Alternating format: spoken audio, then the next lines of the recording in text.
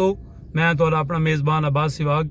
अज असां लइए वेंदे पिया से ते रस्ते दे विच एक कबूतर दी वफा डिठी से असां कोई स्पैशल वीडियो बनावन नहीं गए और रस्ते दे विच वेंदे ही कुछ दोस्त अपने 125 मोटरसाइकिल उत्ते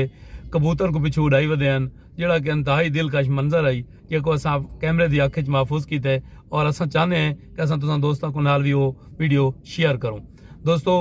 अब्बास सिवाग थाल सकाफती रंग को सब्सक्राइब भी करे सो ते बेल आइकन का बटन भी दबा दे सो ताकि हर नवी आने वाली वीडियो तो बर वक्त मिलती रह वने। आओ हुण दे दें कि कबूतर अपने मालिक नाल किवें वफा करेंदा पे और अपने मालिक दे नाल किवें उड़दा आंदा है। अस 80 किलोमीटर की रफ्तार कार पिछू भी लाइए वत भी दोस्तों मोटरसाइकिल दे नाल कबूतर उड़दा रह गए और अपने मालिक नाल वफादारी जतांदा रह गए।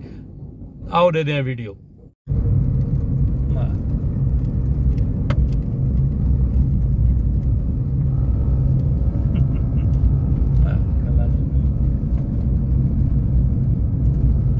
देख इंसान किश है किवें सीखता है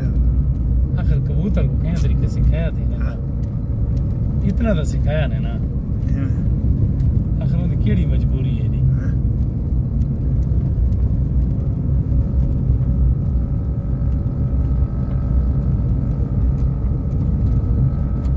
सर्दी स्पीड तो उड़ा दी हो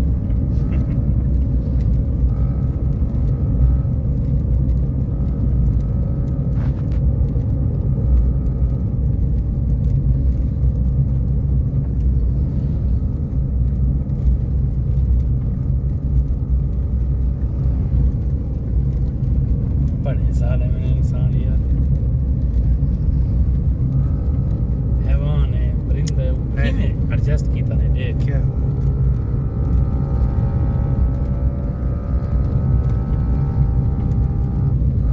ठीक है तो बस चेक करो बस निकले रास्ता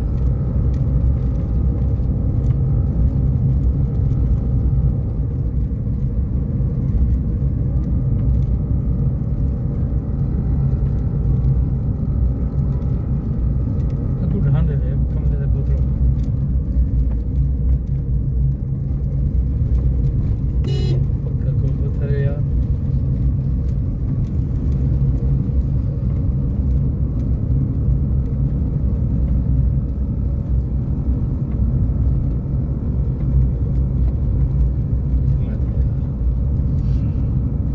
भी जान दे हां हां होता क्या होता